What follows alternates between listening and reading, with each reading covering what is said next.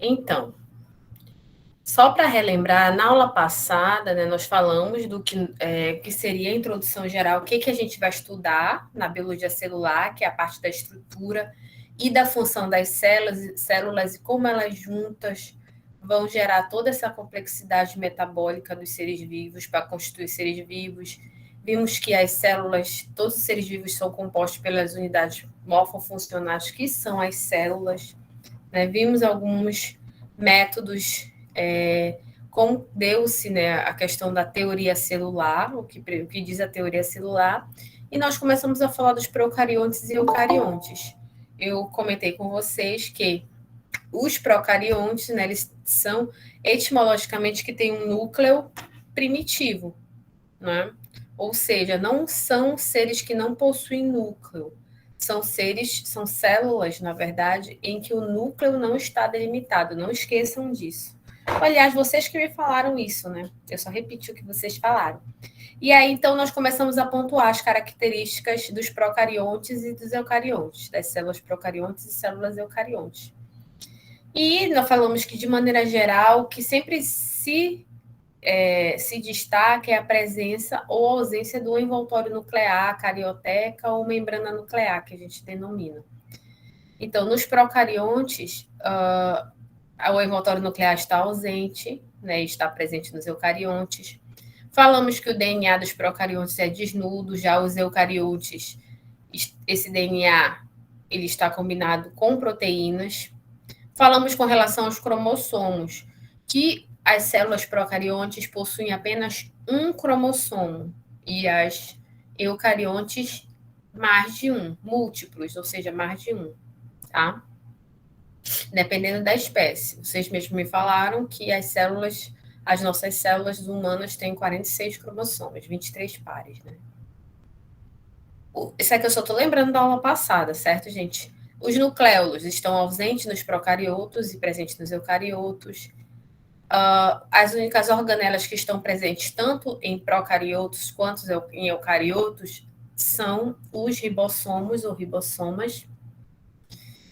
E as outras organelas, como o sistema de endomembranas, que são representados pelas organelas membranosas, né, que é o retículo endoplasmático, o complexo de Golgi. Então, essas organelas que fazem parte do sistema de endomembranas estão ausentes nos procariotos, bem como as mitocôndrias e os cloroplastos não estão presentes nos procariotos, e sim nos eucariotos. No entanto, os cloroplastos, como a gente sabe que eles têm a função, né, de fazer a fotossíntese, estão presentes apenas nas células eucariontes vegetais. Além disso, a parede celular nos procariotos, eu falei para vocês, lembra que eu falei daquela questão da coloração das bactérias, daquela classificação de gram positiva, gram negativa? Isso está associado com a composição da parede celular. A parede celular é o envoltório que está externa à membrana plasmática, então a gente tem a membrana plasmática delimitando a célula, e por fora a parede celular, que vai dar uma proteção física a essa célula. A parede celular, ela está presente também nos eucariontes, mas apenas nas células vegetais. A parede celular dos eucariontes, ela é composta por celulose, certo? E, além disso, os mecanismos de englobamento ou liberação de partículas, que são a exocitose e a endocitose, esses mecanismos vão estar presentes também apenas nos eucariotos, bem como o citoesqueleto, que ele é o arcabouço da célula, o esqueleto celular só está presente nos eucariotos. Então, aqui vocês podem ver que tem várias diferenças entre procariontes e eucariontes, muito além do envoltório nuclear. Alguma pergunta, gente? Professora, não estou escutando direito.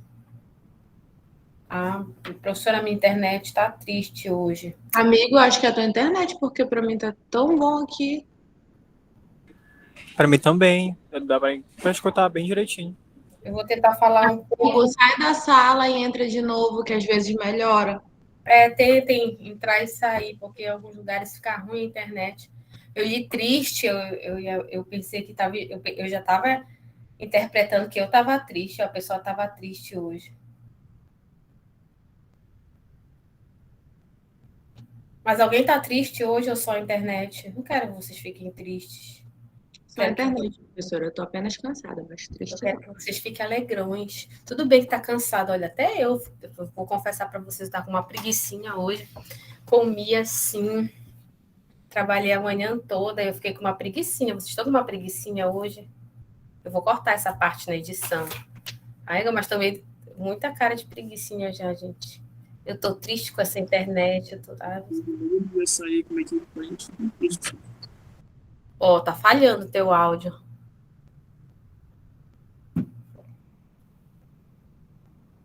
Falhou o áudio. Eu tô acompanhando aqui o chat. Bem, mas não tá... todo mundo só tá com preguiça, mas não tá triste, né? Então, tá tudo bem. Então, vamos lá conversar para ver se diminui essa preguiça, essa tristeza. Vamos continuar aqui falando das células procariontes. Depois de meio litro de açaí, tem quem não fique, né? Triste. Mas vamos ficar alegres. Olhem para mim, olha como eu tô alegrona. Tá vendo a minha alegria contagiante para vocês? Ficaram mais alegres com essa minha cara? Não, né? Pior. Mas cada um com seus problemas. Vamos continuar a aula, vocês têm que estudar. Então, vamos lá. A organização geral das células procariontes. Quando a gente fala das células procariontes, quando fala em célula procarionte, logo que vem à cabeça são as bactérias. Então, a gente costuma, quando vai falar das procariontes, exemplificar nas bactérias. Olha, a Isa disse que eu tô linda. Eu acho que sou eu que ela tá falando. Aí eu já fiquei alegre, na verdade. Beijo, Isa. Beijo, Isa.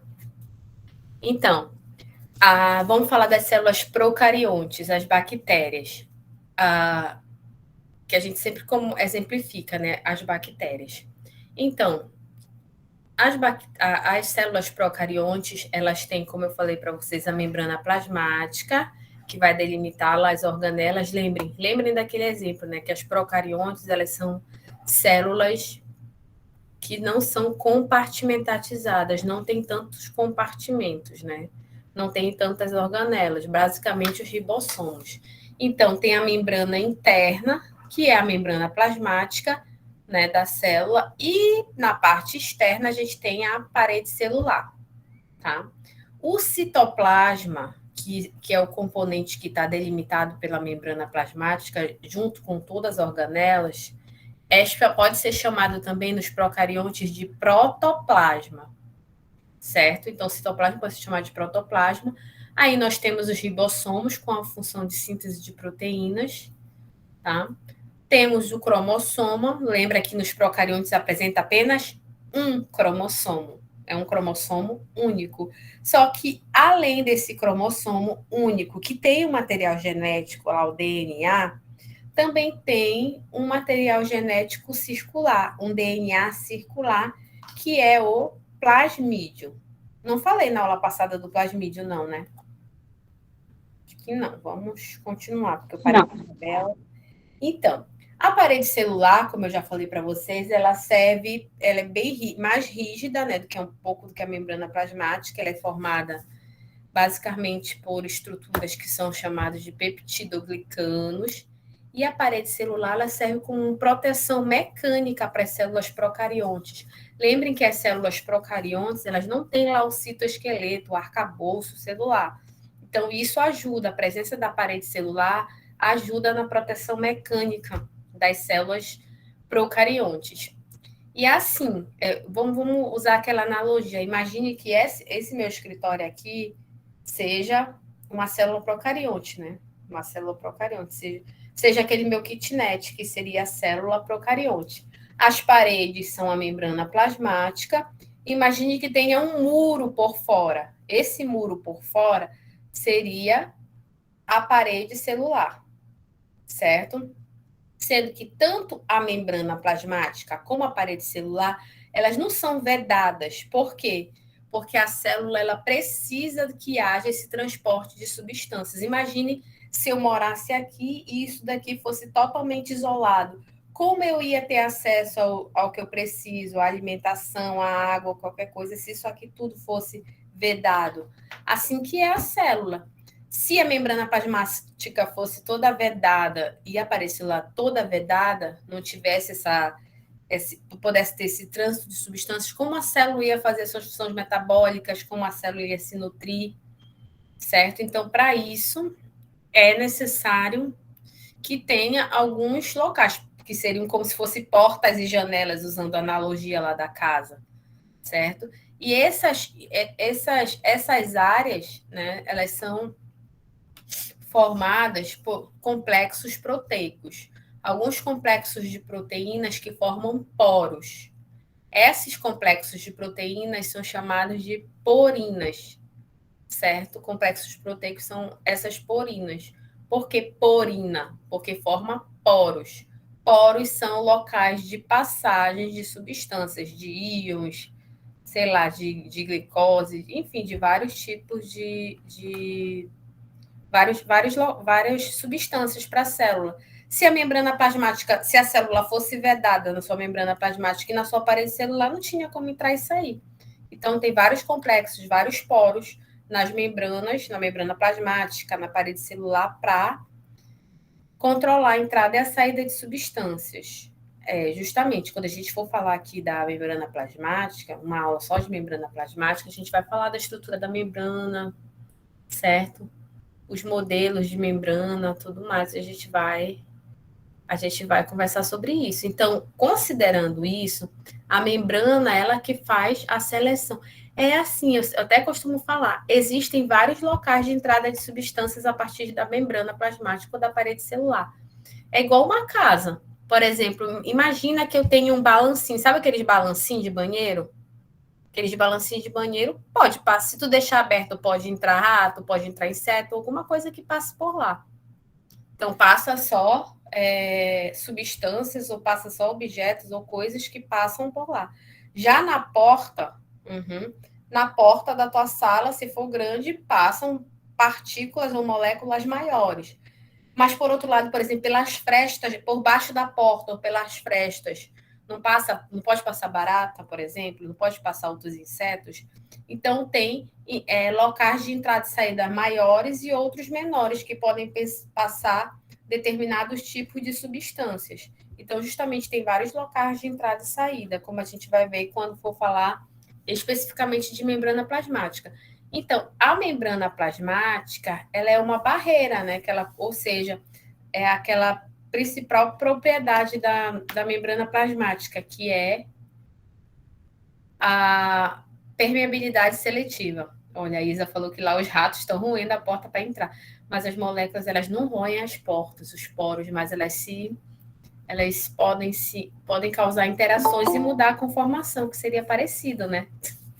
As moléculas, elas podem se encaixar em algumas substâncias e mudarem sua conformação. Entenderam? Como a gente vai ver. Então, de certo modo, a membrana plasmática, ela regula a entrada e a saída de substâncias. Professora, o complexo de Golgi é uma estrutura de células eucarióticas? Sim. O complexo de Golgi ele está especificamente nas células eucarióticas. Certo? O Kochtay, Kochtay, como é o nome? Como é que pronuncia? Kochtay? Que está doutor sem sono. Ele gosta muito do modelo do mosaico fluido. A gente vai falar quando for falar da composição da membrana, das membranas das células. Tá? Então, nesse sentido, a membrana plasmática ela tem essa função que a gente diz que é a permeabilidade seletiva, ou seja, ela é permeável para apenas algumas substâncias, certo? Alguns canais entram exclusivamente alguns tipos de íons, então há uma permeabilidade que a gente fala, uma permeabilidade seletiva. Então, além disso, na membrana plasmática, Kochtay, mas o meu nome se pronuncia Kochtay. Cochei. Não é Cochei, na verdade. Cochei. Mas o nome é Denilton, mas eu vou falar de Cochei, né? Porque é mais... Cochei. Então, além disso, na membrana plasmática, a gente tem vários complexos de proteína, de complexos proteicos que são relacionados à cadeia respiratória de obtenção de energia, né? Quando a gente for falar um pouco de respiração celular, a gente vai falar um pouco sobre isso também.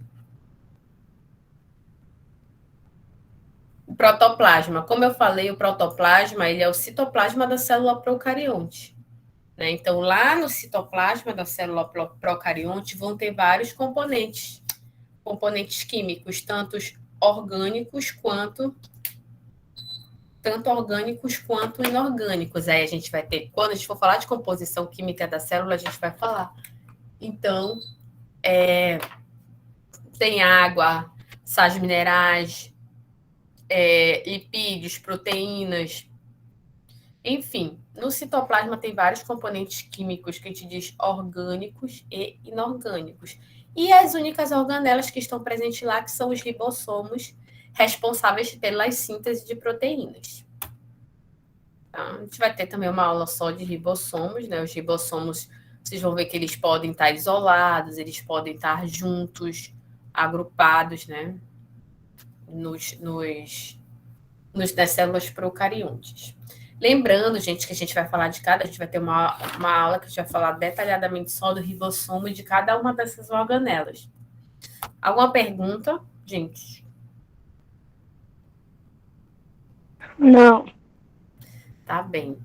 Então, cromossomos, como eu falei para vocês, a gente tem um cromossomo único e a gente vai ter o que tem um DNA, né? E a gente vai ter um DNA circular, que é o plasmídio, tá? Então, o plasmídio é o DNA circular, um DNA menor. Qual é a função desse plasmídio? No plasmídio, o plasmídio ele é um DNA que tem vários genes. O que é um gene? O gene é um segmento de DNA, um pedaço de DNA que pode ou não ser expresso, né? Expressar uma determinada proteína, uma determinada característica. E esses genes, eles podem sofrer, esses genes do plasmídio são altamente mutáveis, certo? Eles podem sofrer mutações, tá? Esses genes dos plasmídios. E essas mutações, geralmente, elas estão relacionadas a genes de resistência bacteriana aos antibióticos. Exemplo, todo mundo já tomou antibiótico. O que o médico fala? Olha, tome um antibiótico de 12 em 12 horas por 7 dias, certo? Por que ele diz para tomar de 12 em 12 horas e por que a gente tem que respeitar essas 12 em 12 horas? Hein?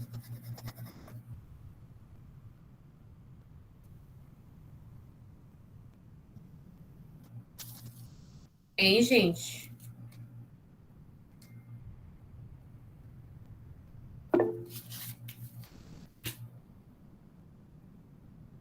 A Elce levantou a mão. Pode falar, Elce. Porque o nosso corpo ele cria resistência ao antibiótico, ele não vai mais fazer o efeito que deveria depois de um certo momento. É isso? É isso. Só vou detalhar um pouquinho mais, mas é isso também. Alguém mais levantou a mão aqui? Quem mais levantou a mão? Eu. Pode falar, Zé. No caso, seria para produção também dos anticorpos, certo?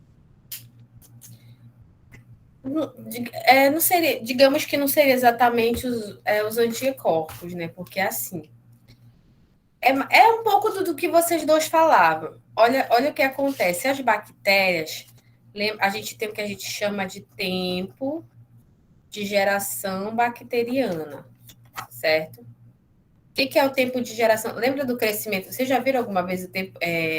Algum exemplo aí na vida de vocês, de estudante, que as bactérias podem crescer, ter um crescimento exponencial? Tipo assim, vamos dar um exemplo.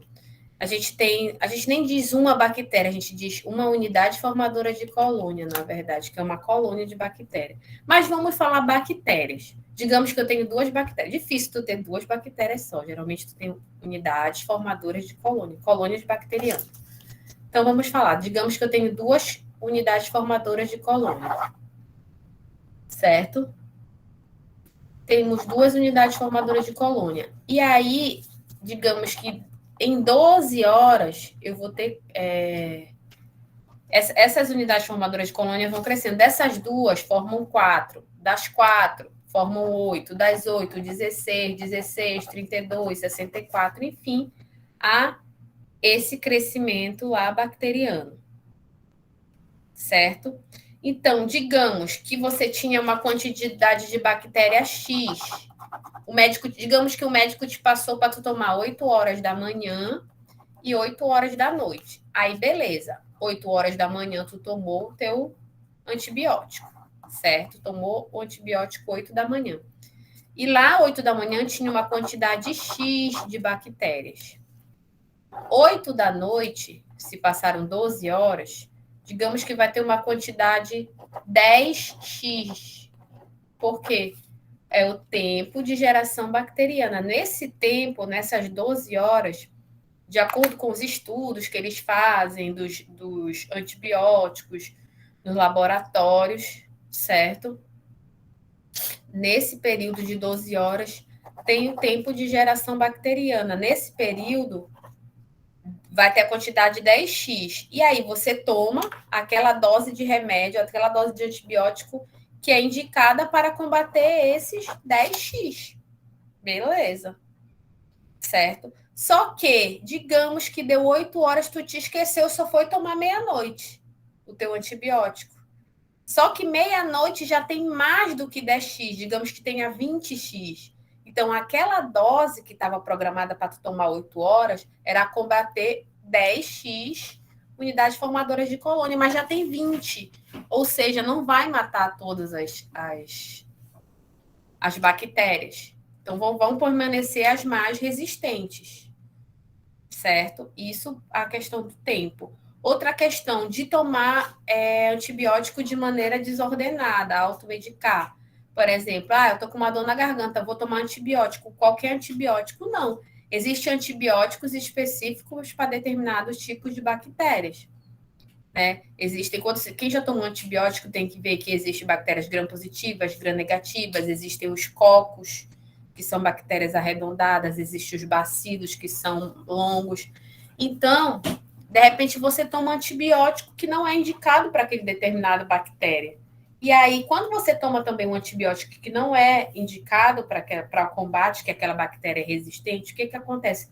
Você consegue matar algumas bactérias que têm mais fraca ou que não têm mutações nesse plasmídio, que nesse DNA circular, mas você acaba que selecionando as bactérias mais fortes, as linhagens bacterianas mais fortes, que então vão se reproduzir, se dividir, gerando linhagens cada vez mais fortes. E aí causando a resistência bacteriana. Por isso que a gente tem lá, hoje em dia, as superbactérias. A Isa disse que eu quase nunca tomo remédio com medo de quando eu precisar mesmo não vai dar tanto efeito. Isso pode acontecer, né? A gente sabe. Então, as bactérias, o Adson perguntou por causa do gene da bactéria. Nesse plasmídio, tem o cromossomo, lá o DNA da bactéria, o cromossomo, e tem esse DNA que está fora do cromossomo, que é o DNA circular, que é o plasmídio. Nesse DNA circular tem vários genes, e esses genes são altamente mutáveis. E isso, então, provoca essa mutação dos genes que faz com que essas bactérias, elas fiquem, então, mais resistentes aos antibióticos. Por isso que, às vezes, não sei se alguém já fez urocultura, uma infecção urinária, já fez urocultura, a cultura da urina, já fez um antibiograma. O antibiograma é um exame que eles pegam, cultivam suas bactérias e colocam lá os antibióticos para ver, colocam alguns pequenos discos impregnados de antibióticos para saber a quais desses antibióticos as bactérias são resistentes e quais elas são susceptíveis, para o médico poder... O certo seria sempre fazer isso quando usa antibiótico, é verificar a susceptibilidade ou a resistência das bactérias a esse determinado antibiótico. Então, quem já fez um antibiograma, quem já fez um antibiograma quem já fez um antibiograma já sabe, lá no antibiograma aparece, né? A quais antibióticos o médico pode prescrever ou não. Então, ele vai justamente prescrever os antibióticos em que as bactérias se mostraram mais suscetíveis, que no exame de laboratório, in vitro, no teste de laboratório, digamos que matou as bactérias, né? Vamos lá. A Isa perguntou o Rodrigo. É por isso que alguns dentistas não indicam o uso de enxaguante bucal, mata 99,9% das bactérias? Bem, o que acontece? A gente tem o que a gente diz que é uma microbiota, né? Uma microbiota, uma flora, enfim. Igual no intestino, a gente escuta muito flora intestinal. Na verdade, o certo, né? Porque o flora dá muito a entender a vegetal, né? Então, a gente acaba falando que é uma microbiota, que é um conjunto de micro-organismos que é natural daquele local. Então, no tubo digestivo, vamos falar no intestino, tem uma microbiota própria, certo? Tem algumas bactérias próprias que são comensais, que ajudam a fortalecer, tanto que quando a gente tem... Lembra quando tem aquela diarreia, o que você toma? Toma um Floratil, um Flora 5, né? Um desses chamados probióticos, que tem umas bactérias boas, que são bactérias que já fazem parte da nossa microbiota, que vão combater possíveis bactérias que estejam causando alguma uma diarreia ou algum desequilíbrio lá no teu intestino, né? Então, quando tem aquela diarreia, por isso que não é indicado tomar lá o Imosec, não é indicado conter, e sim liberar, para ser liberado também as bactérias. E aí, tanto no intestino, no ânus, na boca, tem uma microbiota própria na nossa pele, tem bactérias que fazem parte da microbiota. Tanto que não tem lá o Protex, o Lifebuoy, aqueles sabonetes também antibacterianos que matam 99,9% das bactérias que falam. Justamente, muitas vezes eles não são indicados. Por quê? Porque eles matam as bactérias da microbiota também. E aí, matando as nossas bactérias que são próprias do nosso corpo, diminui o potencial de proteção, né? Porque esses micro-organismos também, essa microbiota, ela fortalece. Que é o que acontece aqui, que o Rodrigo está falando do enxaguante bucal. Tem um enxaguante bucal que só tem menta, alguma coisa, só que tem um enxaguante bucal que tem um antibiótico, clorexidina. E aí os dentistas só passam esse quando a pessoa tem algum tipo de infecção na cavidade oral, alguma coisa assim, que tem clorexidina, que tem algum outro antibiótico. Mas aí tem os enxaguantes bucais que tem mais hortelã, algumas coisas menta, outros componentes. Por exemplo, eu costumo sempre falar desse exemplo. Na nossa cavidade oral, na nossa boca, tem uma variedade maior de bactérias do que no nosso ânus, na cavidade anal. No ânus tem, que a gente pode pensar, é o ânus, fezes, essas coisas, mas no ânus tem uma variedade menor de bactérias do que na nossa boca. Então, o sabonete, justamente, o sabonete, os antibacterianos, esse Protex, esse Lifebuoy, eles podem matar, porque eles não têm seleção, eles não vão matar só a bactéria boa ou a bactéria ruim, né? Eles vão matar todos os micro-organismos, então matam também as bactérias boas que existem lá na nossa pele. Isso é uma questão de preferência, na verdade, né? Mas, teoricamente, seria, considerando a questão das bactérias, na verdade. Sempre perguntam isso, né? Mas é bom tomar cuidado também em que bocas vocês beijam, né? Quando é só bactéria, tudo bem, mas depois, quando tem outras coisas, pelo amor de Deus. Ainda bem que não é gravado no chat, né? Não vai aparecer, eu também não vou falar o que estão escrevendo aqui no chat.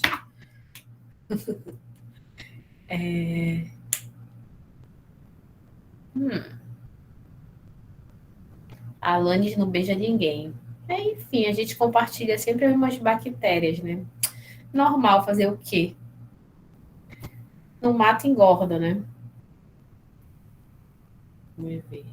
Gente, pelo amor de Deus, meu amigo, muitos cacás, nunca vi tantos cacás nesse chat, vocês se empolgaram. Eu não estou incentivando ninguém a fazer nada por conta das bactérias, por favor.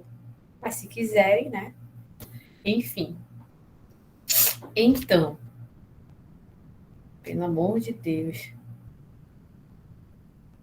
Tá bom, gente, pelo amor de Deus, cancelem as bactérias. E aí, o que que acontece? O que que acontece? Existem algumas bactérias, por exemplo, da nossa pele. Bactérias boas. Só que, às vezes, você tem bactérias que fazem parte da microbiota e aí cai a sua resistência imunológica, e aí algumas bactérias elas podem atuar como oportunistas. De repente, bactérias da pele, por exemplo, há uma inflamação, questão do furúnculo, né? Uma inflamação do folículo piloso e a bactéria se deposita, forma um furúnculo, entendeu? E aí a Elsa está falando que de tanto tomar antibiótico quando criança, por causa da baixa resistência, desenvolveu alergia. A Raira disse, vocês estão demais, e botou 3 kkk's. O que é SCR? Vocês têm que me ensinar essas coisas. Como é que você é blogueira se eu não sei o que é? Ah, tá, socorro. Muito bom. Vou até anotar aqui, SCR, é socorro. Tenho que me atualizar nessas coisas, né? Vocês têm que me dar uma orientação também. Só eu falando as coisas, vocês não querem me orientar de nada. Então, entenderam a questão da resistência, gente, das bactérias? Então, a maior parte da resistência dos antibióticos se dá. Por isso que tem as superbactérias. Antigamente, né, a gente conseguia comprar a rifocina. A gente não podia cair, ralar o joelho, já espirra a rifocina. Botava lá e tudo bem, né? Na rifocina. Hoje em dia, porque a rifocina, né, rifampicina, é antibiótico. Então, hoje em dia, você só pode comprar a rifocina legalmente, né? Com receita médica, porque é um antibiótico. E qualquer outro antibiótico. Antigamente, a gente lembra que tinha o tal do Tessol, que a gente colocava só a pomada de terramicina ou algum colírio com antibiótico. Então, qualquer coisa hoje em dia que tem antibiótico, você precisava, qualquer coisa que você precisa de receita, justamente porque houve um maior controle, porque hoje em dia é muito difundida a resistência aos antibióticos. Foi feito um estudo que a questão da resistência aos antibióticos, ela se iguala ou ultrapassa as mortes de câncer no mundo. Então, o problema de resistência aos antibióticos é muito forte. E aí, mas, por exemplo, há um controle nos humanos, mas, por exemplo, a nível veterinário, você vai em qualquer casa, pet shop, e você consegue comprar um antibiótico, né? Para um animal. Então, acaba que o problema é mais grave. Olha, aí você não consegue comprar, teoricamente, mais para humanos por conta desse processo de resistência bacteriana. Metiolate não arde mais, né? Colocava, olha, vocês, por exemplo, já colocaram água oxigenada? Peróxido de hidrogênio. Água oxigenada em cima de um ferimento e espumou, justamente isso daí é uma característica de algumas bactérias, são bactérias que fazem respiração ou fermentação, e aí você consegue verificar. Ela degrada lá na água oxigenada, que é o peróxido de hidrogênio. E os vírus? Os vírus, né, como a gente sempre ouve falar, os vírus eles não são considerados células verdadeiras. Mas por que eles não são? Olha, eles têm várias características das células. Eu só fico olhando para cá porque eu estou acompanhando o chat, né? Sabe que eu acompanho o chat aqui pelo celular. Porque no computador, quando eu estou apresentando, eu não consigo ver nada. Aí eu só fico acompanhando aqui as doidices de vocês, que vocês fazem me perguntar. É verdade que se jogar água sanitária no xixi espumada para ver se está grávida? Nunca ouvi falar, na verdade, mas é bom testar. Vocês testam e me digam, mas eu não lembro desse fundamento. Mas um teste de gravidez de farmácia, gente, hoje em dia está R$5. Acho que sai mais barato do que... quase o mesmo preço da água oxigenada, né? Então, os vírus.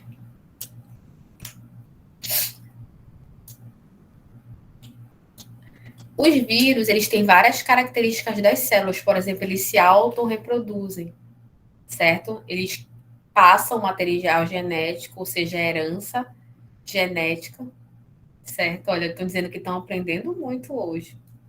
Por isso que é bom vocês perguntarem, se eu não souber, olha, essa daí eu não sabia, mas eu vou perguntar. E então, os vírus, eles transmitem herança e também os vírus, eles podem sofrer mutações genéticas. O material genético, ele pode se mutar. Um exemplo disso, olha, o coronavírus. O coronavírus já sofreu várias mutações. Então, como por ele estar constantemente se replicando, e aí pode ocorrer essas mutações para ele. O que acontece? Os vírus com mutações que se tornam mais viáveis, né, para sua sobrevivência, vão propagando sua linhagem, né?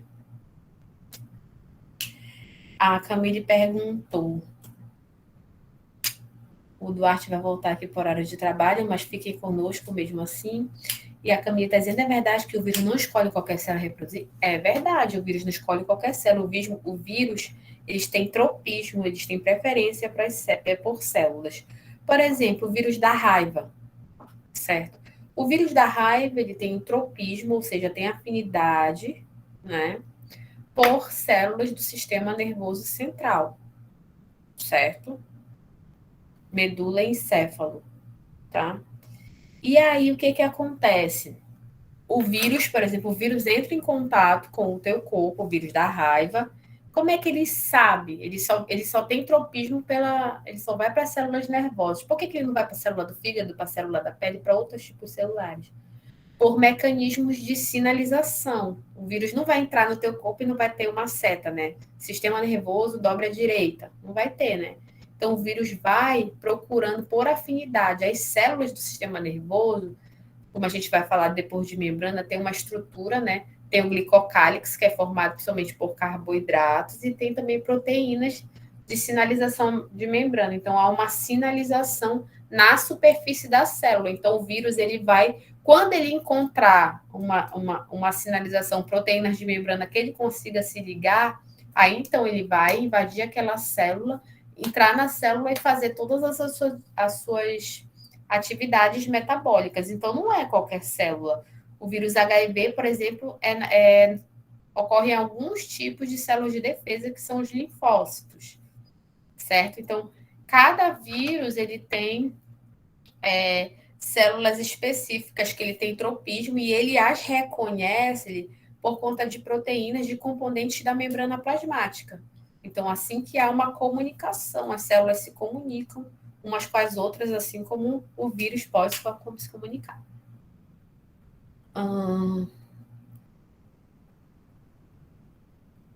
Sim, o coronavírus, olha, estão perguntando a Covid, que está causando infertilidade em alguns homens. Aí é pouco estudada a questão das sequelas ainda, não se tem tanta clareza com relação às sequelas, né? A gente sabe que depois do coronavírus, algumas pessoas, elas desenvolvem um quadro de pressão alta, algum quadro no sistema nervoso, enfim, não está ainda bem definido, né? Tem, justamente como falaram, tem reações distintas. Então, as células o vírus o coronavírus, o SARS-CoV-2, né? O coronavírus causador da Covid-19, justamente tem tropismo por essas células pulmonares, entendeu? Para o processo de replicação. Então, justamente aquelas células que ele tem tropismo são células que têm receptores de membrana aos quais eles se ligam, né? Lá o coronavírus tem umas proteínas na sua superfície que estão as proteínas spike, né? É esse spike que consegue, então, interagir com as células desse local, certo? Então, os vírus, eles têm essa afinidade. Os vírus, eles têm essas afinidades por alguns locais, tá? E aí, então, os vírus têm essa característica, eles conseguem se autorreproduzir, se dividir, né? Se replicar, passam a herança genética, passam o material genético e podem sofrer mutações. Então, por que eles não são células se têm todas essas características que as células teriam? Por quê? Porque eles não têm células. Eles não têm células, mas o que uma célula tem para ele dizer que ele não é célula? Porque ele tem material genético, ele faz esse monte de coisa. O que a célula tem que ele não tem? Uma célula verdadeira.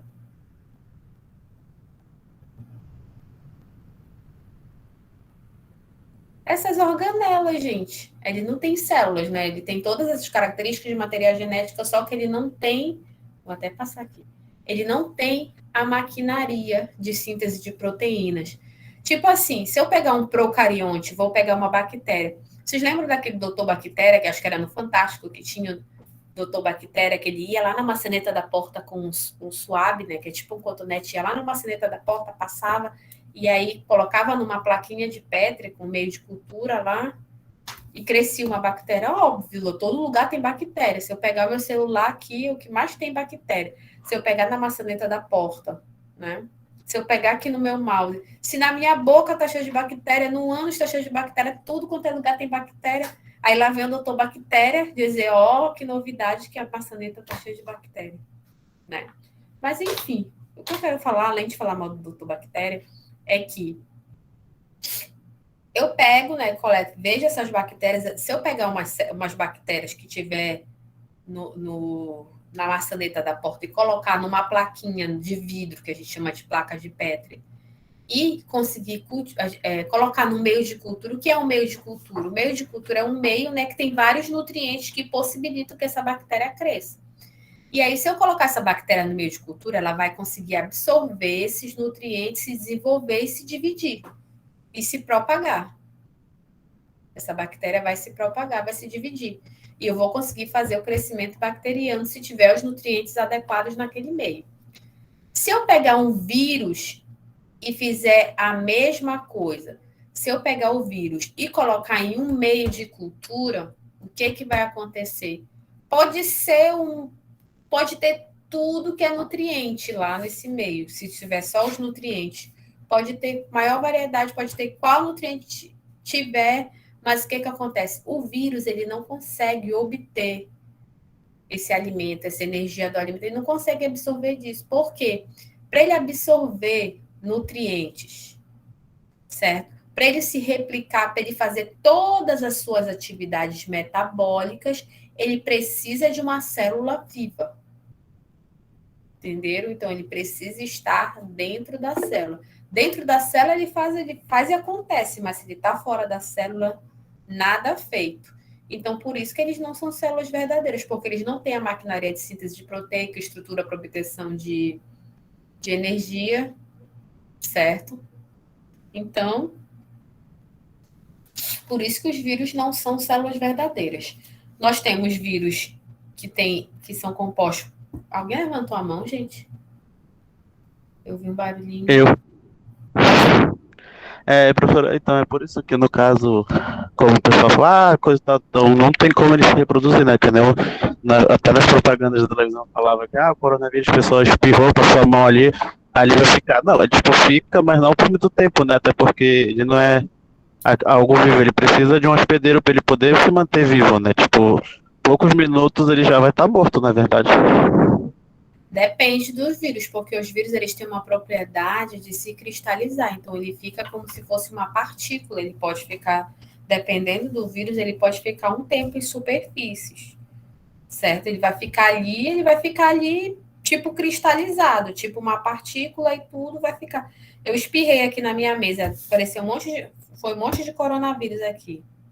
Vou falar de vírus da gripe normal, vou falar vírus da gripe, H1N1, sei lá.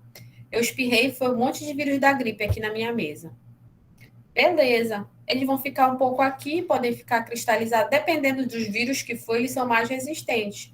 Mas ele vai ficar por algum tempo aqui, ele não vai estar se... se ele estiver aqui numa superfície de madeira, numa superfície de ferro, ele não vai estar se reproduzindo, ele vai estar ali parado. Aí se eu for e vier uma outra pessoa passar a mão aqui, passar a mão no nariz...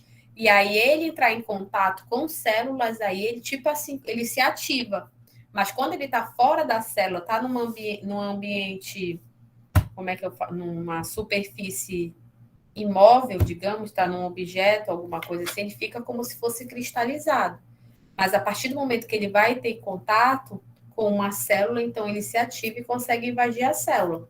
Por isso que aí a gente faz espirra, passa o álcool, enfim, para você justamente conseguir matar os vírus. Então, tem vírus mais resistentes, né? Tem vírus que podem permanecer meses em um ambiente, que não é o caso do coronavírus, pelo que se sabe, mas tem vírus que podem permanecer meses no ambiente. Tem vírus que morrem só com a incidência da luz, ou tem vírus que morrem com água sanitária, outros que não. Então, depende muito do vírus. Mas o fato é que quando ele está fora do organismo, fora de uma célula, ele se comporta como uma partícula, ele nunca vai se dividir, certo? Uma bactéria, se tiver num ambiente por exemplo, que tenha determinados nutrientes, por exemplo, um alimento, sei lá, um alimento estragado. No alimento estragado, tem nutrientes lá que determinadas bactérias podem se nutrir, ou fungos, né? Tipo, quando a gente vê aquele fungo no queijo, né? Aquela camada de fungo lá que se forma no queijo ou no pão, que vocês tiram só aquela parte do fungo como o resto, mas que na verdade está tudo enraizado por dentro do queijo, né? Mas a gente tira aquela parte porque o que importa é o nosso psicológico. Se a gente estiver bem com o nosso psicológico, né? Aí a gente tira só a parte de cima. Mas o fato é que uma bactéria, um fungo, eles conseguem crescer numa superfície nutritiva, num alimento. Um vírus, se aquele mesmo vírus tiver em cima de algum outro alimento, ele não vai crescer. Ele precisa de uma célula. Tanto que se eu for querer cultivar o vírus em laboratório, se eu for cultivar lá o coronavírus no laboratório, para cultivar no laboratório qualquer tipo de vírus, precisa inocular, precisa colocar em uma cultura de células. Então, eu tenho que fazer primeiro uma cultura de células vivas, e não é qualquer célula, geralmente é aquela célula que ele tem tropismo, que ele tem afinidade, para que ele possa, então, se desenvolver. Porque lembrem que o vírus, ele precisa da maquinaria que a célula tem, certo? Para ele poder realizar todas as atividades, ele precisa dessa maquinaria. Entenderam? Por que o vírus não são considerados células verdadeiras?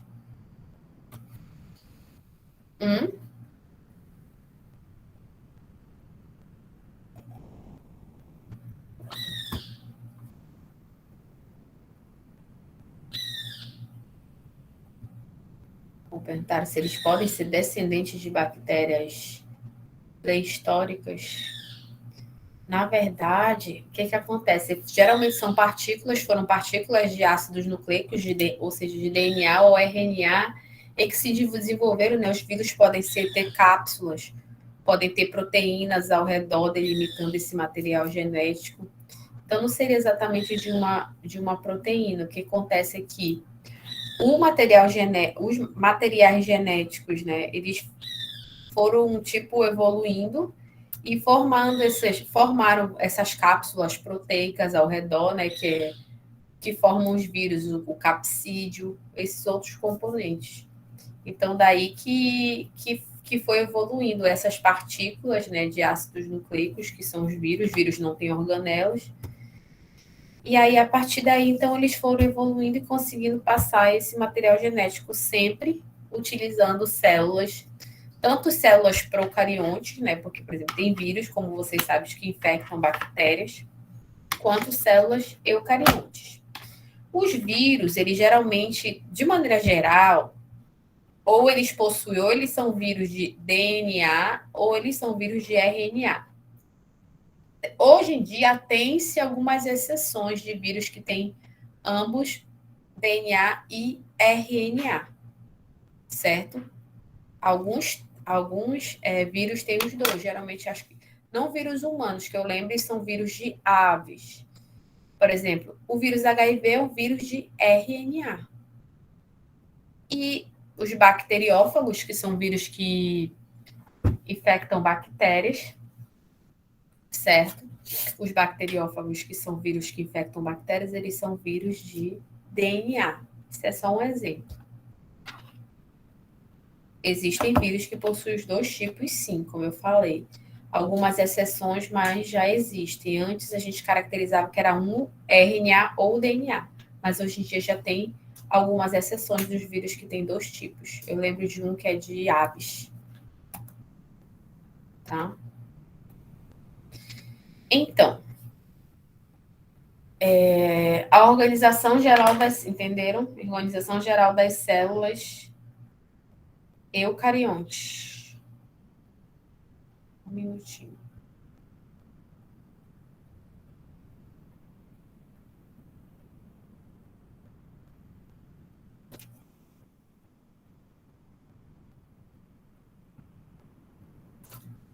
Um minutinho que tá fechando o chat, não tô conseguindo abrir.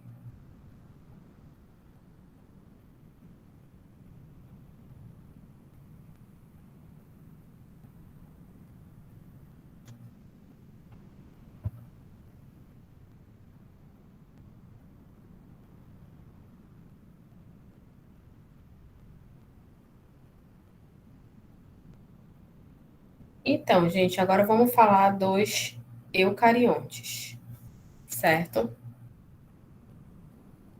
Peraí, que agora que eu vi que tem uma pergunta aqui. O que acontece? Os vírus de DNA, quando a gente for falar de replicação, vocês vão ver que os vírus de DNA... caramba, que eu não tô...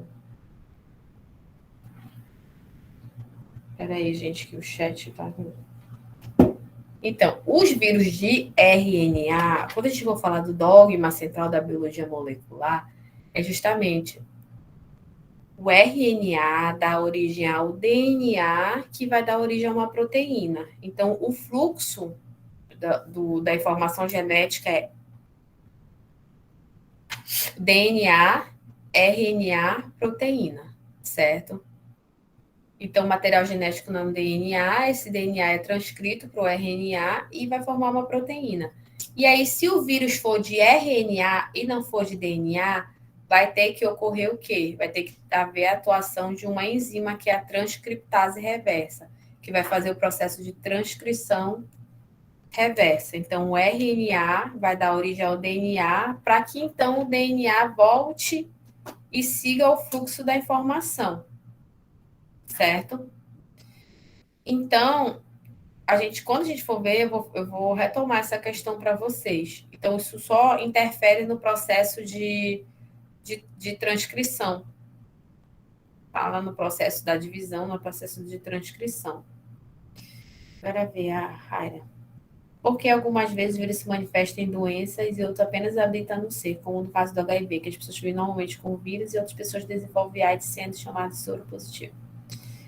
O mesmo com o corona, algumas manifestam a doença que não. Então, é característica do indivíduo, né? Por exemplo, na verdade, o indivíduo que é portador do HIV, e aí ele é chamado de soro positivo, porque quando faz o teste de sorológico para verificar se tem anticorpos, então dá positivo. Então, a gente diz que é soro positivo. Só que o que acontece? Às vezes, como hoje em dia a gente tem, considerando HIV, hoje em dia a gente tem muitos... Considerando HIV, hoje em dia a gente tem muitos coquetéis, né, que falam de medicamentos. Esses coquetéis, esses medicamentos, eles conseguem controlar a replicação do vírus, controlar o material genético, a replicação do vírus e, assim, controlar a carga viral e fazer com que não haja esse processo, não haja tanto a imunossupressão, né, porque já que o vírus do HIV, ele atua nos linfócitos, então causa essa imunossupressão. E isso varia de um indivíduo para outro, né? Do estado metabólico da pessoa, do estado nutricional, do sistema imunológico da pessoa, varia. O coronavírus, eu acredito, né? Apesar de ter poucos estudos, eu acredito que tem muita questão de característica genética, né? Com relação ao modo em que a doença atua, ela se propaga, certo? Michael, HIV e virgem. O da herpes, eu não estou lembrado da sífilis, mas da herpes é um vírus de DNA. Da herpes, eu acho que os dois são de DNA. Da herpes eu sei que é de DNA, da sífilis eu não tenho certeza. Mas eu acho que os dois são vírus de DNA. O vírus de DNA, ele consegue se replicar com maior facilidade, porque digamos que ele segue o fluxo normal. DNA dá origem ao RNA, que dá origem a uma proteína. É o dogma central da biologia molecular. Os vírus de RNA, eles têm uma dificuldade a mais, porque eles precisam fazer, que eu falo, a transcrição reversa. Eles são RNA, eles têm que transcrever para DNA, para então seguir o fluxo correto. Entendeu, Maicon?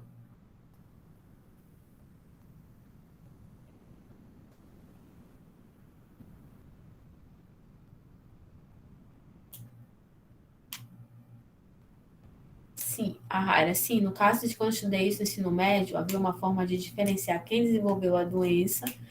A gente chama de tem o portador são, que ele porta o vírus, né? Por exemplo, o vírus lá do HIV, ele é o portador são, ele é portador do vírus, mas ele não tem a doença, que é a síndrome da imunodeficiência, ele é o portador, a gente diz que é o portador são, ele é soro positivo, ele é portador do vírus HIV, mas se ele não desenvolveu a doença, ele não tem a doença, a AIDS, né? A síndrome da imunodeficiência adquirida. E aí tem um outro, né, que é soro positivo também, portador, mas é portador não são, ou seja, que ele desenvolveu a doença. O que a gente diz que é na AIDS é a imunossupressão. Certo?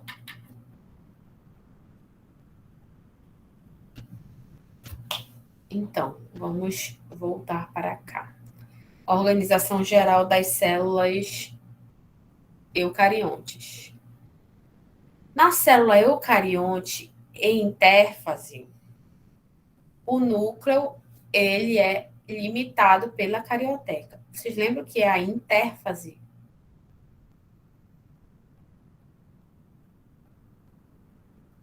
Hein, gente? Lembram que é intérfase? Lembram dessa palavra?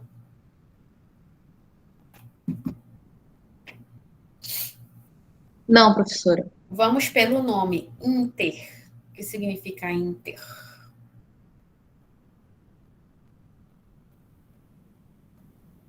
Internacional, o que é inter?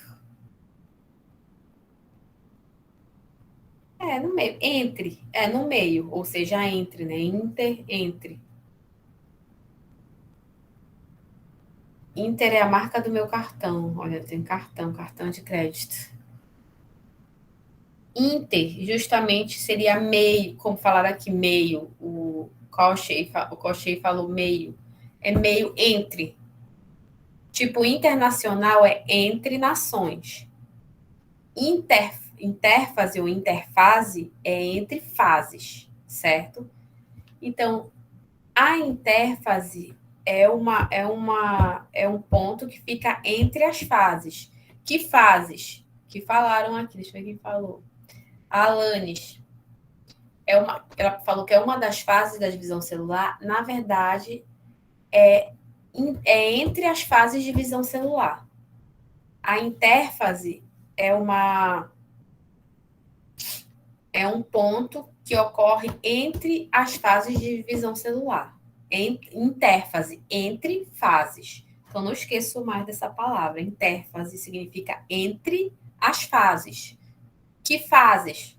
As fases de divisão celular. Por exemplo, a célula se divide, certo? Aí tem um momento, que é o intervalo, que é a interfase, entre as fases, certo? E aí tem um outro momento, que ela se divide e entra em interfase. Então,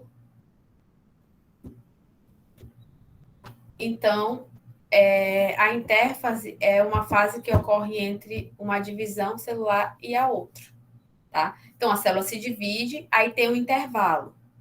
Se divide, tem um intervalo, divide o intervalo. E esse intervalo é a interfase, ou seja, entre as fases de divisão celular. Entenderam? Então, a grosso modo, a interfase é o período em que a célula não está se dividindo, tá? Então, a interfase é o momento em que a célula não está se dividindo.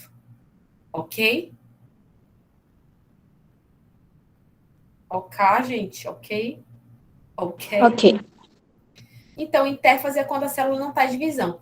Então, o que eu quero dizer para vocês, quando a célula não está em divisão, ou seja, quando ela está em interfase, o núcleo das células eucariontes possui a carioteca. Por que eu digo isso para vocês? Porque quando a célula eucarionte vai começar o processo de divisão celular, uma das primeiras coisas que ocorre é o quê? É o desaparecimento da carioteca. Imaginem se vocês vão visualizar uma célula. Imagine que isso aqui é uma célula, né? Claro que não é, mas isso aqui é uma célula. Gente, olha essa célula aí. Aí vocês olham, a célula não tem carioteca, então procarionte. Não, nada disso. Pode ser uma célula eucarionte no início de divisão celular. Que no início da divisão celular, a célula eucarionte perde a carioteca. Ok? Por isso que eu digo que uma célula eucarionte em interfase, que não está se dividindo, que ela possui a carioteca. Ok? Entenderam? Sim. Bem, então, além, né, da carioteca, né, enfim, tem a célula eucarionte tem a membrana plasmática e tem todos aqueles componentes lá do citoplasma. No citoplasma que estão todas as organelas. Então, aqui a gente tem uma célula eucarionte, uma célula animal eucarionte, né? Você pode ver, tem a membrana plasmática, a célula animal, a célula eucarionte animal não tem parede celular, tá? E aqui, olha, no citoplasma, todas as organelas, tá? Como vocês podem ver, né, na verdade, tem a carioteca, delimitando a estrutura que é o núcleo. Ok?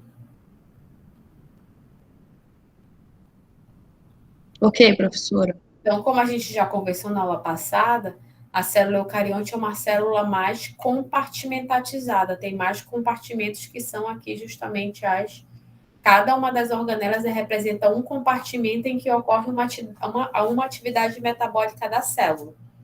Tá bem? Então,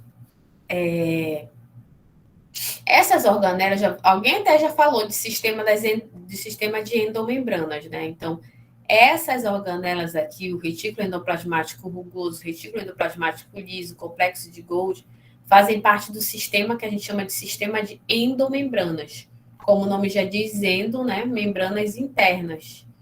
Então, é como se a célula fosse evoluindo, a célula eucarionte ela fosse evoluindo. Essas organelas membranosas, elas são formadas pela mesma composição da membrana plasmática. Então, acredita-se que evolutivamente foram surgindo esses compartimentos a partir das membranas das células, certo? Então, aqui, vamos ver a organização geral das células procariontes, os componentes, as organelas e suas principais funções.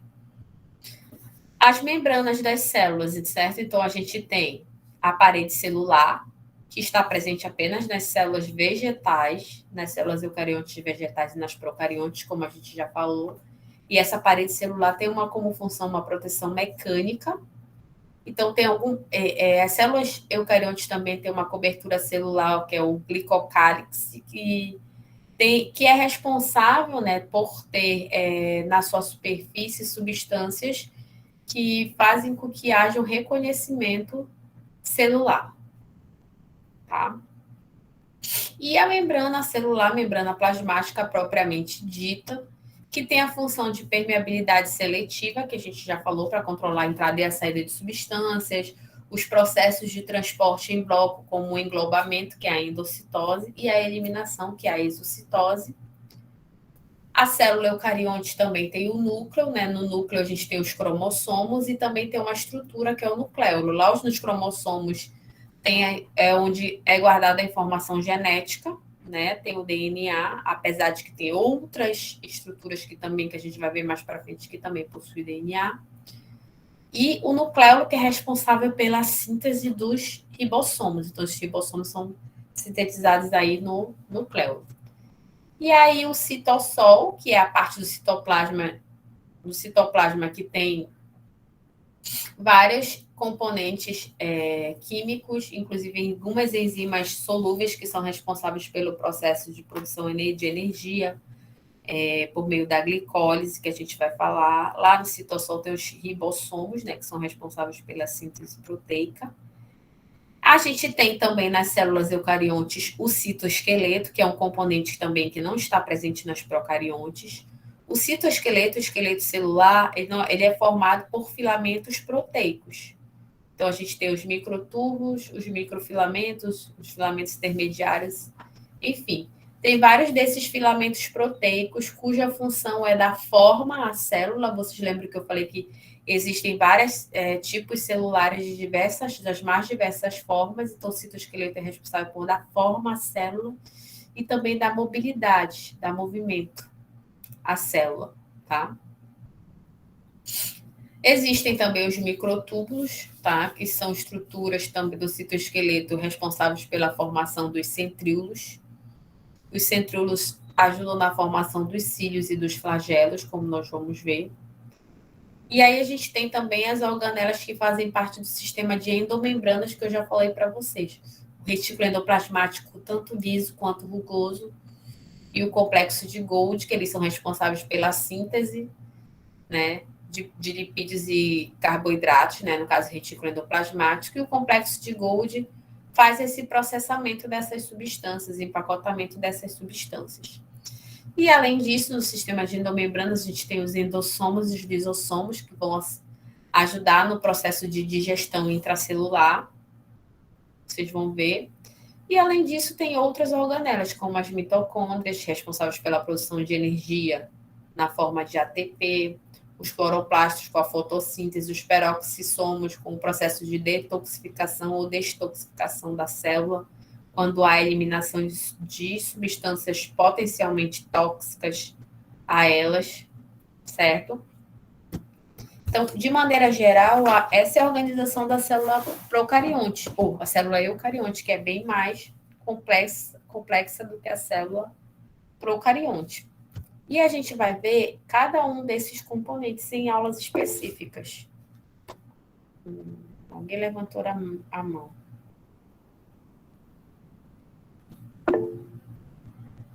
Ou abaixou a mão.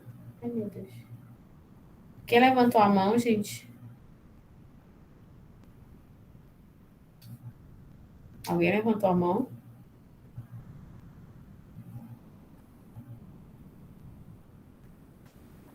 Pode falar. Pode falar.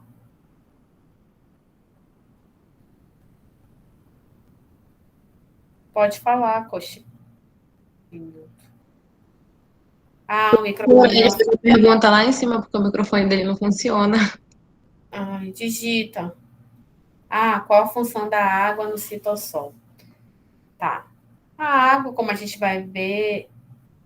Como se tivesse segurança. Espera aí, que eu não perdi isso. Qual a função da água no citossol? Como a gente vai ver na aula de composição química da célula, a água é um componente inorgânico. A água compõe, em média, 70% das células. Então, a água, ela é um meio ideal para ver algumas reações químicas. A água não só preenche o espaço da célula. A água, ela é um componente importante. Tem algumas reações químicas, elas só ocorrem com a presença de água, por exemplo, a hidrólise, né? Então, algumas reações químicas só na presença de água. A água, lembra que a água é o solvente universal, a água é um lubrificante ideal, então tem várias funções que a água vai apresentar lá no citossol, que a gente vai ver, inclusive, na composição química da célula, certo? Então, a água não vai ser só função de preenchimento. Tá bem, Coxa? Tem várias funções.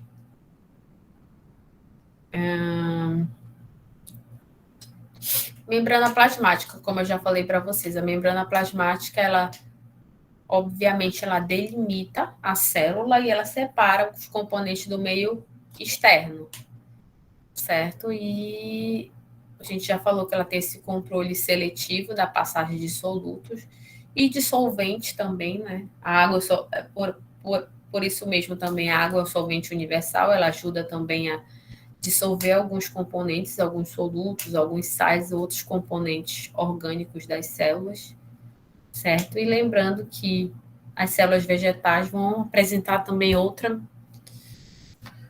componente que seria a parede celular. Então, aqui a gente tem a estrutura da membrana plasmática, nunca mais esqueçam, a gente vai ter uma aula só de membrana, mas nunca esqueçam da estrutura básica das membranas. As membranas, elas são constituídas por duas camadas, a gente tem, olha, uma bicamada. Tá vendo cada estrutura dessa daqui é um fosfolipídio, que tem uma cabeça que é azul e tem como se fosse esse corpo, né? Como se fosse duas perninhas, entre aspas.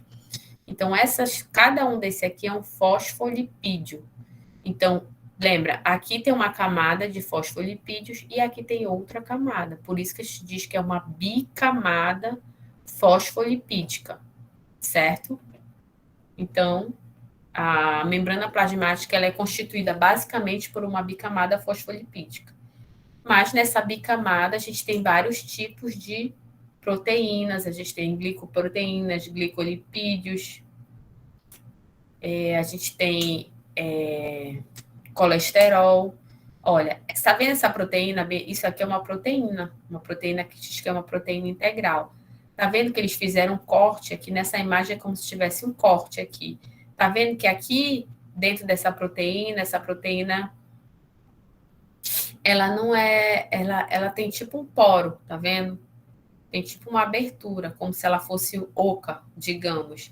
Então, essas proteínas são aquelas que apresentam poros para entrada e para saída de substâncias, tanto a passagem de substâncias de dentro da célula para fora, quanto vice-versa. A Raira disse que parece soldadinho de bolinha de gude. Então, nunca esqueça, todas as membranas, a membrana plasmática, o envoltório nuclear, que é a carioteca, também é uma membrana. Então, todas as membranas têm essa estrutura básica da formação da bicamada fosfolipídica. Certo? Certo, gente? Certo, professor. Então, vamos lá. Então, o citoplasma, né, ela tem uma organização complexa. Então, digamos que o citoplasma, o citossol, ele é o verdadeiro meio interno da célula, onde estão todos lá as organelas presentes. O citoesqueleto, como eu falei para vocês, né, a gente tem 3 tipos de filamentos e a gente vai estudar, tem uma aula imensa de citoesqueleto. Então, tem 3 tipos de filamentos proteicos, que são os filamentos de actina, filamentos intermediários, os microtúbulos, que, como eu já falei para vocês, eles vão dar a forma da célula e também vão fazer com que a célula vão dar mobilidade a essa célula. Tá bem? Os centríolos, né, eles são estruturas cilíndricas, parecido com... Eu costumo falar que eles são parecidos com aqueles matapis, né? São estruturas cilíndricas que são formadas lá pelos microtúbulos, que são responsáveis, né, pela formação dos cílios, dos flagelos e auxiliam a célula no processo de divisão celular.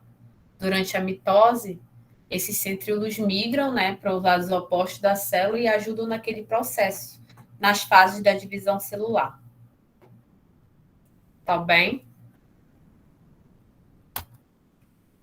Os ribossomos, né, como a gente sabe, né, que estão presentes, a gente já falou bastante nos procariontes, que são responsáveis pela síntese de proteínas. Então, eles podem, no caso dos eucariontes, esses ribossomos, eles podem estar sozinhos, né, no citoplasma, isolados.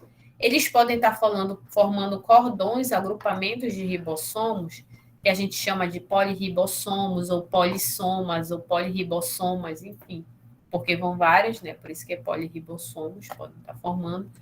Ou esses ribossomos, eles podem estar agregados à membrana do retículo endoplasmático rugoso, certo?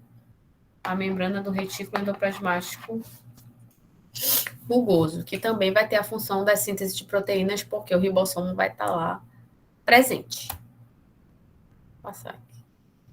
Então, tem o retículo endoplasmático. O retículo endoplasmático, ele faz parte lá do sistema de endomembranas, é uma organela membranosa, tá?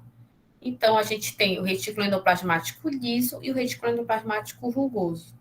Lembra qual é a diferença do liso para o rugoso? O rugoso, ele tem aderido à sua membrana os ribossomos, e o liso não, né? Então, o retículo endoplasmático rugoso, ele tem a função, o retículo endoplasmático rugoso tem a função da síntese de proteínas. Já o liso tem a função de síntese de lipídios e também de detoxificação e transporte de substâncias, tá? Então, o retículo endoplasmático, ele deriva da carioteca. Deixa eu mostrar essa imagem aqui para vocês voltar. Toda a imagem que vocês verem de livro, tá vendo que aqui tem o núcleo e a carioteca. Então, vocês estão vendo aqui, olha, da carioteca, que é... A carioteca, ela tem aquela mesma composição da bicamada fosfolipídica. Então, da carioteca, olha, é formada sai o retículo endoplasmático. Tá? Da carioteca sai o retículo endoplasmático. E aí, ou seja, ela se desenvolveu, ela surgiu evolutivamente a partir da carioteca surgiu o retículo endoplasmático. E aí, do retículo endoplasmático rugoso vem o liso. Ou seja, em todas as imagens, em todos os esquemas que vocês verem do retículo endoplasmático, ele vai estar em continuidade com a carioteca, porque ele, evolutivamente, o retículo endoplasmático ele derivou da carioteca. Imagina que a carioteca foi um compartimento que delimitou, né, como se fosse uma parede que delimitou o núcleo. E a partir dessa parede que delimitou o núcleo foram surgindo outras estruturas, como o retículo endoplasmático. Mais próximo aqui o rugoso e mais distante o retículo endoplasmático liso. Tá? Então, vejam. Olha, aqui seria a carioteca. Da carioteca deriva essa outra organela membranosa, que faz parte lá do sistema de endomembranas, que é o retículo endoplasmático rugoso, e depois, então, o retículo endoplasmático liso. Entenderam? Então, o retículo endoplasmático rugoso e o liso, eles são responsáveis por formar substâncias, por sintetizar substâncias. O rugoso sintetiza proteínas e o liso sintetiza lipídios. Exemplo. E aí, a partir do momento que essas substâncias são produzidas, é como se elas não estivessem prontas para serem distribuídas para onde elas têm que ir. Então, elas precisam que seja feito um processamento dessas substâncias, certo? E esse processamento que faz é o complexo de Golgi, que também faz parte do sistema de endomembranas. Então, o complexo de Golgi recebe essas substâncias que são produzidas lá no retículo endoplasmático, armazena, transforma essa substância, empacota e envia para onde ele tem que, para onde eles têm que ir, para onde as substâncias têm que ir. Então, essa é a função de processamento do complexo de Golgi. Tá? E o complexo de Golgi também ele é responsável pela formação do acrossomo lá do espermatozoide, que fica lá na cabeça do espermatozoide, lembra que contém algumas enzimas digestivas que vão degradar para poder, então, o espermatozoide penetrar no óvulo. Certo?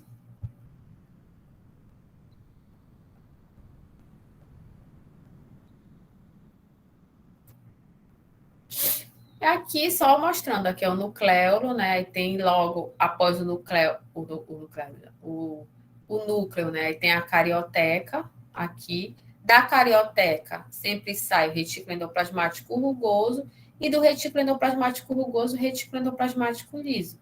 Eles produzem as substâncias que são transportadas, né, através dessas vesículas, desses pacotes, para o complexo de Golgi, que vai processar e vai distribuir essa distribuição tanto para dentro da célula ou para fora da célula.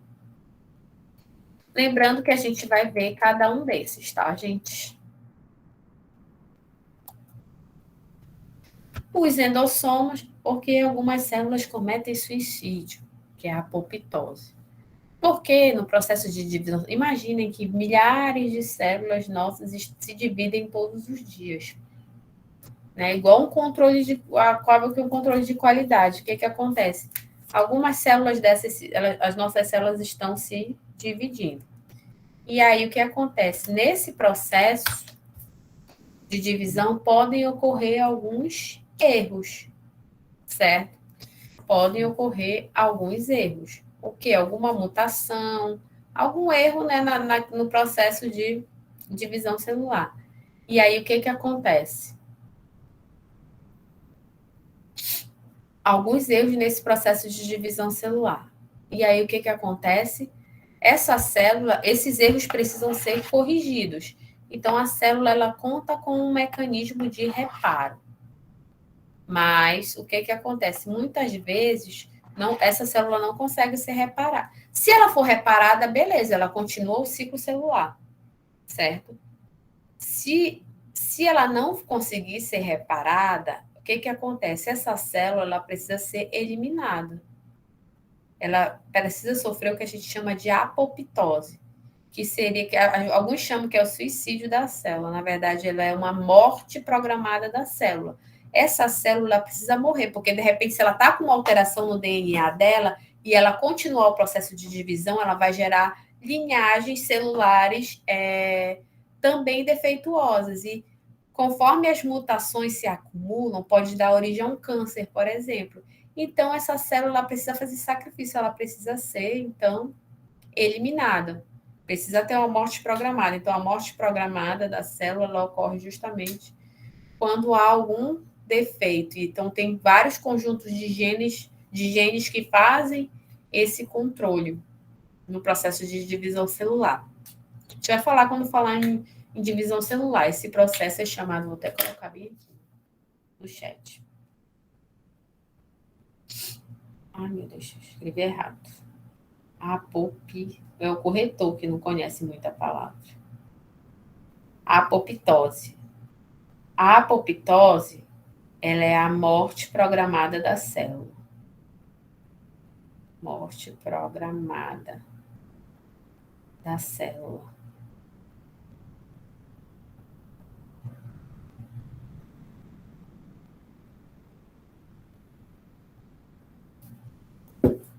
Certo, gente?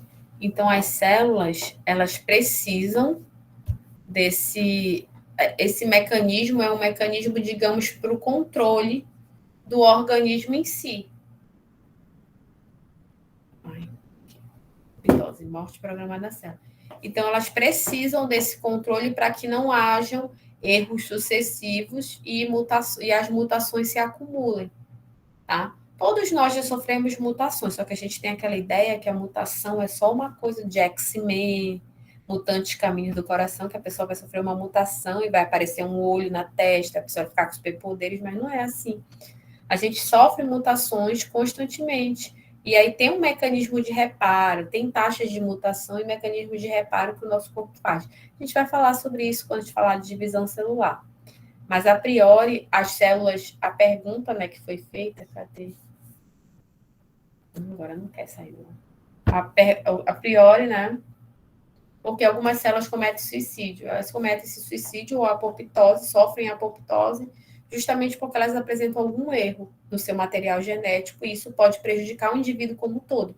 Então, para evitar que essa célula acumule mutações de várias gerações de células, ela precisa ser sacrificada em prol de um organismo como um todo, do tecido, do órgão, do sistema. Então, ela precisa fazer esse sacrifício para não prejudicar o organismo como um todo.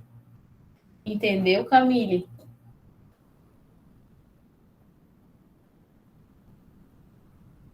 Vou passar depois um texto sobre a apoptose mais para frente para vocês lerem e compreenderem. Então, os endossomos, elas são organelas que têm enzimas, são organelas, na verdade, são vesículas, né, que vêm do complexo de Golgi, e no seu interior tem algumas enzimas hidrolíticas, certo? Que ajudam no processo de digestão da célula. Então, ajudam no processo de fagocitose e pinocitose, que seria o englobamento de partículas sólidas e partículas líquidas pela célula, certo? E ajudam no processo da digestão intracelular.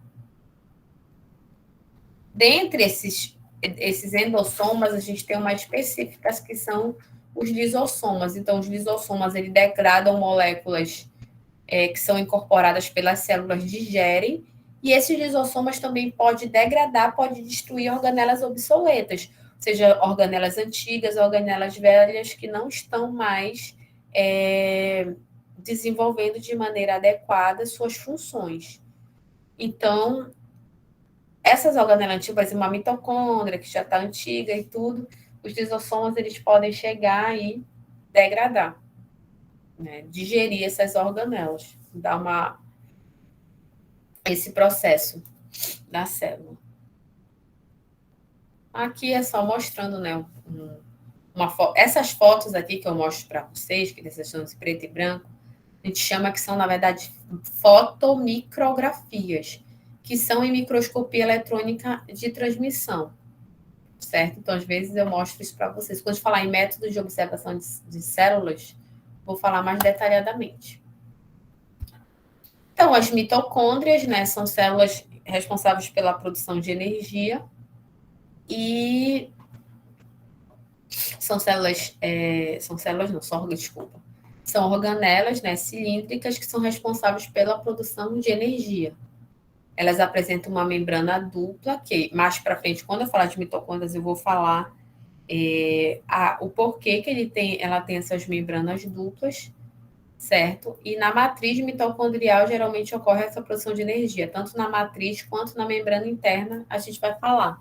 O que otimiza, né, o metabolismo da célula. Por exemplo, as células procariontes não possuem mitocôndrias. Elas possuem outros métodos, como a glicólise de produção de energia, mas as mitocôndrias, elas otimizaram esse metabolismo celular nas células eucariontes. Alguma pergunta? Gente, estou falando tanto. Vocês já dormiram? E nem me avisaram, nem me convidaram.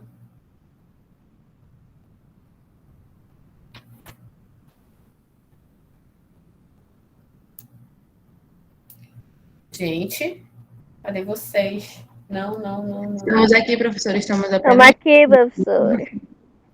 Meditando o assunto. É porque vocês estavam concentrados pensando na mitocôndria, né? Eu acho que eu não tenho ela. Não tenho anestia. Olha, as mitocôndrias são organelas bem... elas têm uma alta plasticidade. Se tu fizer um exercício físico, por exemplo, no exercício físico, forçar a um aumento do número de mitocôndrias, inclusive. Fiquei até animada, eu vou até malhar depois da aula.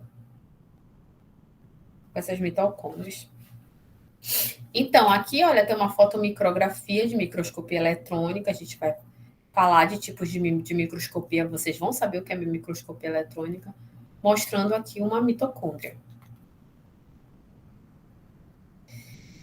As células vegetais, elas possuem as organelas que são os plastídeos. Só as células vegetais possuem os plastídeos. Os plastídeos, existem uns plastídeos que são incolores, que eles são chamados de leucoplastos. Geralmente, eles armazenam o amido. O amido é um carboidrato de reserva energética, né, para os vegetais. E outros têm pigmentos. Os que têm cor, o que tem pigmento, né, olha a etimologia, eles são chamados de cromoplastos. Os que não têm cor são os leucos. Geralmente, leuco é branco, incolor. Os leucócitos são as células brancas lá do sangue, né? São os leucócitos. Aqui são os plastídeos que não têm cor, são incolores, são os leucoplastos. E os que têm cor, que vem de cor, né? Cromo, são os cromoplastos. Dentre os cromoplastos, a gente tem os cloroplastos, que são aqueles que têm um pigmento verde, que são responsáveis pelo processo da fotossíntese. Então, aqui a gente tem essa organela, que são os Ai, cadê os... O que eu estou fazendo?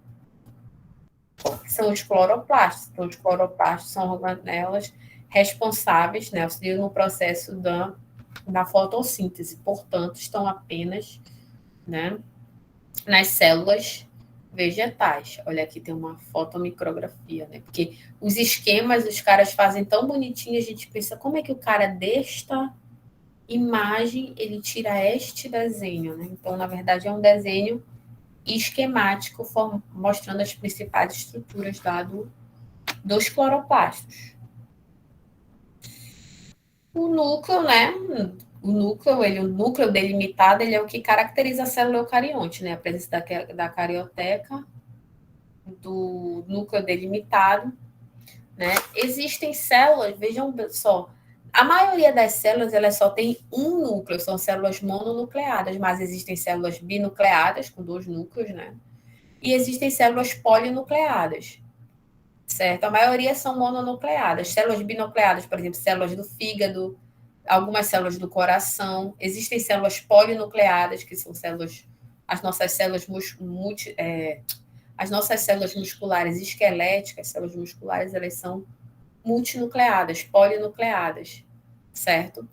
E a função do núcleo, como vocês fazem, ele tem a informação toda da célula, a informação genética armazenada lá na molécula de DNA. Então, o núcleo é que controla a célula, né? Então, o núcleo é intérfase. O que é um núcleo intérfase mesmo, que eu esqueci? Me falem aí.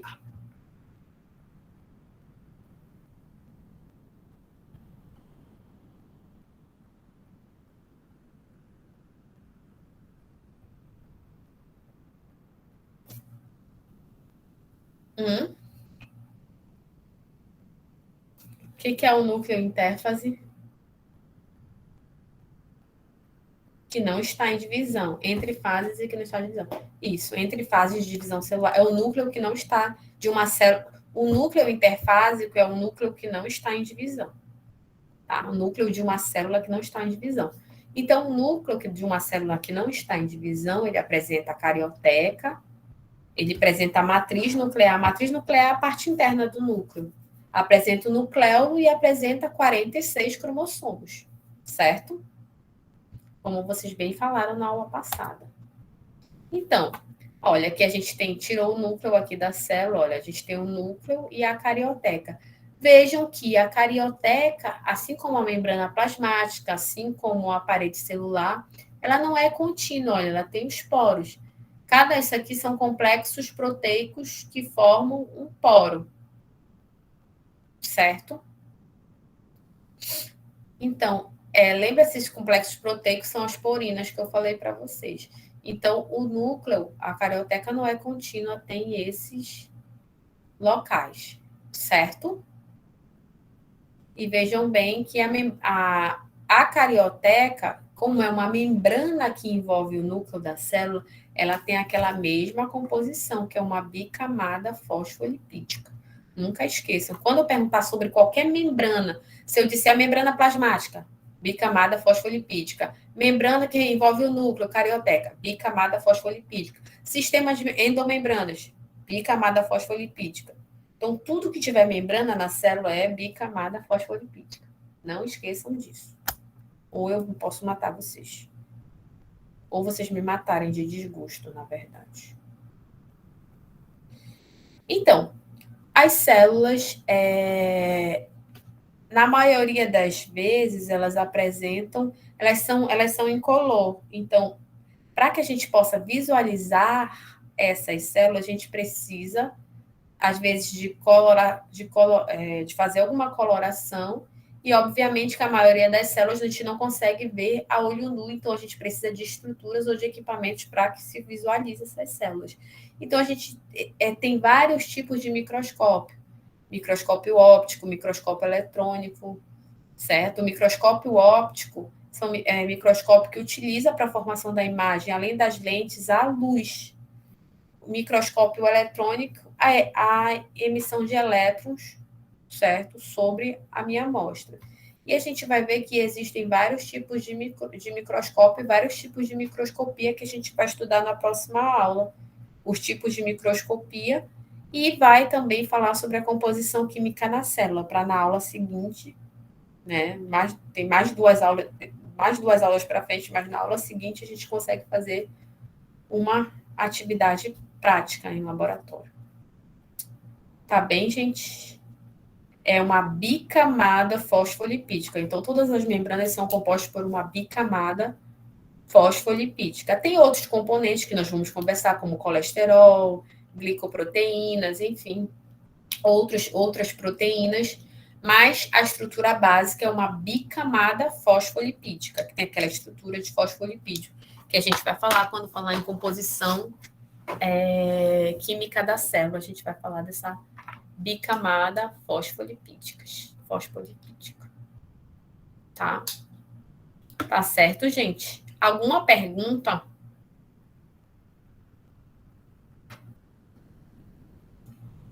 Alguma pergunta, algum questionamento? Não. Algum desabafo aí que vocês querem fazer?